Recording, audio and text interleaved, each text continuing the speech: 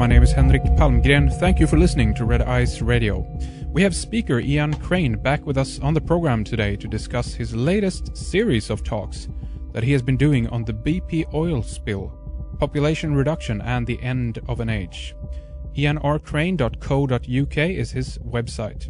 We are going to dig out some of the hidden aspects of the BP oil spill, look behind the scenes, and connect many of the dots that the mainstream media have failed to connect, and present an image of what really has been unfolding down in the Gulf of Mexico.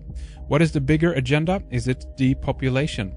In the even bigger picture, why is this happening? Are there any positive sides to this incredibly negative story? Stay with us and we'll try to answer some of these questions. Welcome back to Red Ice Radio, Ian Crane. It's good to talk to you again. You've been traveling around in Ireland together with Jim Core, the Irish musician who also decided to say no to the Lisbon Treaty last year. You're now traveling around in Sweden, and you're speaking in Örebro on the Saturday. That's tomorrow from the time we're doing this recording. So tomorrow, Saturday the 20th, you're speaking in Örebro. So we're glad to go that we got a hold of you, obviously, and that we have you with us on the line here now while you're still in Sweden. How are you, Ian? I'm good, Henrik. Thanks very much. It's good to catch up with you again. Absolutely. It's good to have you here. And obviously, you've been talking in Stockholm, Göteborg, and maybe even a third place here in Sweden as well. How's the talks been? Response to it? Any Swedes show up? Are they awake yet? What's going on? Yeah, hey, listen, it's really impressive. People are coming to hear me give a talk in English. And obviously they're coming to listen to it, and it's their second or third language. So, I'm really impressed. I mean, unfortunately, it wouldn't be the same in the UK. There's an old joke that from the oil field, actually, which says that a person who speaks 3 languages is trilingual, a person who speaks 2 languages is bilingual, and a person who speaks 1 language is English. That's right. And unfortunately, that is me to a T.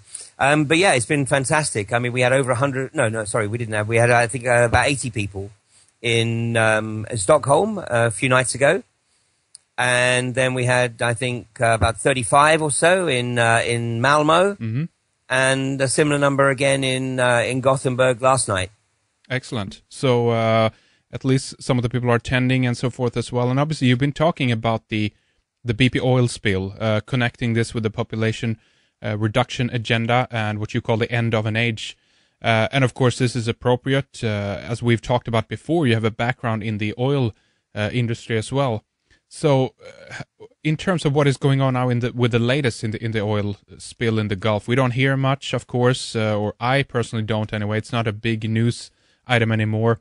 As far as, I guess, the mainstream is concerned, this is tapped, it's taken care of, things are great, and we're moving along. But if we kind of backtrack and go back to the 20th of April, I think it was, what do you think, Ian, caused the Deepwater Horizon rig explosion there to begin with? Well, it actually, let's go back a little bit, Henrik, because on April the 19th of this year, I was actually stuck in a hotel in Lisbon because I was on my way back from Mozambique, where I'd been visiting my daughter, who works as a diving instructor down there. And I couldn't get any further towards my destination, which was obviously the UK, than Lisbon, because all the airspace at that time had been shut down in Northern Europe, supposedly because of the ash cloud that was covering Northern Europe from an Icelandic volcano. Mm. I'm sure you will remember those days, because actually it was the clearest blue skies we've had in Europe for a long time. That is correct. It was beautiful, and I couldn't understand what people are talking about. Ash clouds and things, and I went out looking. There's nothing going on. I know, it was outrageous. Well, I was, as I say, in Lisbon. I'd landed in Lisbon on the Sunday night, actually, Sunday the 18th of April.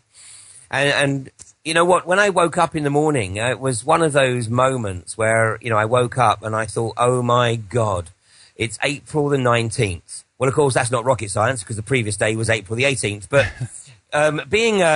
having been researching deep geopolitics now for certainly 12 years almost on a full-time basis, April the 19th is indelibly printed on my brain, because April the 19th, 1993, was the day of the alcohol, tobacco, and firearms attack on the David Koresh compound in Waco, Texas. There'd been a bit of a sort of Mexican standoff between David Koresh and the alcohol, tobacco, and firearms team for quite a few weeks. But on April the 19th, they launched an unprovoked attack on the compound, which of course resulted in the compound being destroyed by fire. And many people, I think at least 72 have been admitted to have been killed, although the death toll may be higher. But many of those killed were young children because they were in the basement of the building, with their parents. 2 years later, on April the 19th, 1995, was the day in which supposedly the lone gunman, Timothy McVeigh, set off a fertilizer truck bomb outside the Alfred P. Murrah building. The official story is that it was a revenge attack on the ATF, who had their Oklahoma headquarters in the Alfred P. Murrah building. But incredibly, none of the ATF staff had turned up for work that morning when the bomb went off. But when the bombs, because there's no way that building was destroyed by an external truck bomb. At the bottom floor like that, it's just ridiculous, yeah. Well, when you look at the photographs of the building, it's very evident that the bombs were inside the buildings and were placed against support stanchions, because basically the whole of the front half of the building was blown off, was actually blown towards the truck bomb, not away from it. And there's a lot of news footage that was shown once and once only in Oklahoma, which talks about other bombs being found in the buildings, and the first responders couldn't get into the building because of these other unexploded bombs. Well, once again, a number of people were killed, many of them young children, because they were in the nursery, which was on the first or the ground floor of the Alfred P. Murrah building. But so April the 19th, as I established, was the day of sacrifice by fire. It is a day in the occult calendar of those who believe themselves to be the rightful rulers of a planetary fiefdom.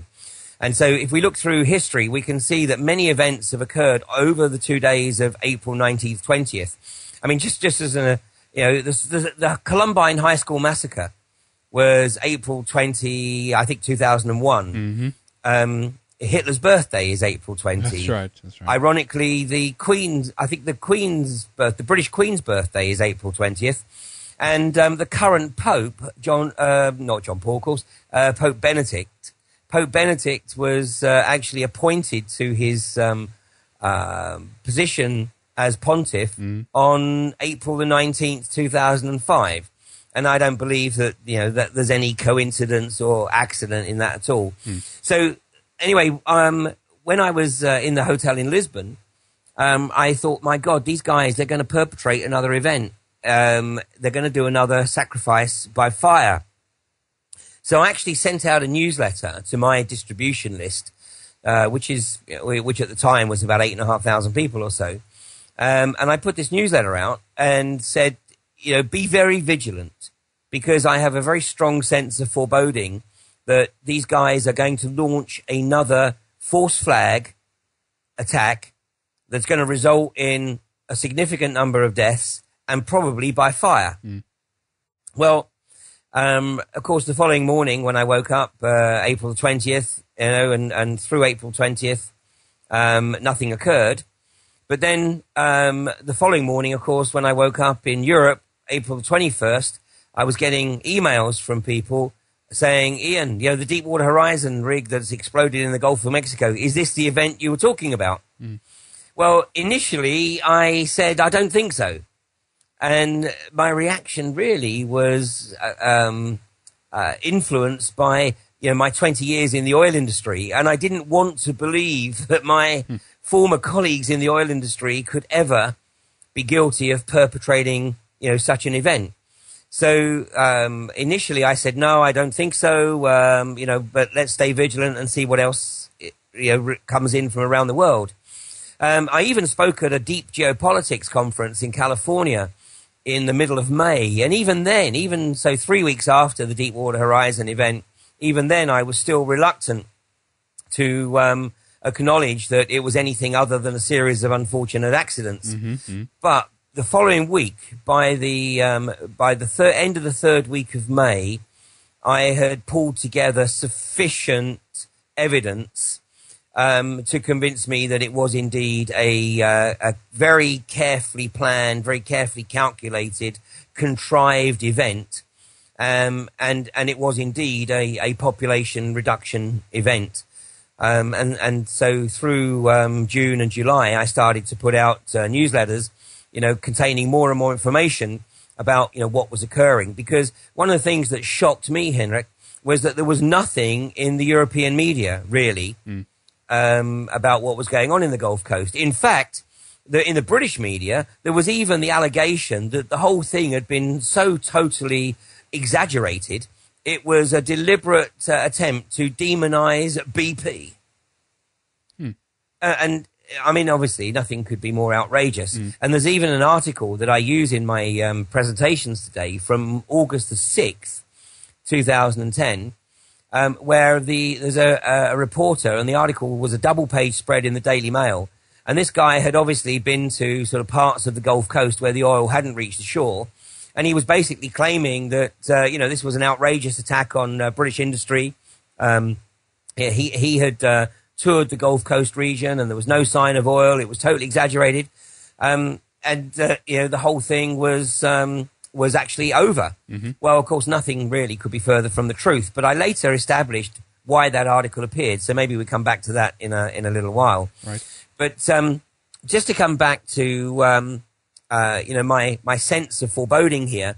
I mean, I'd had this feeling before, and the last time that perhaps I felt this strongly that something was about to happen was I was scheduled to give a presentation at a conference in Chicago on the 3rd and 4th of June 2006.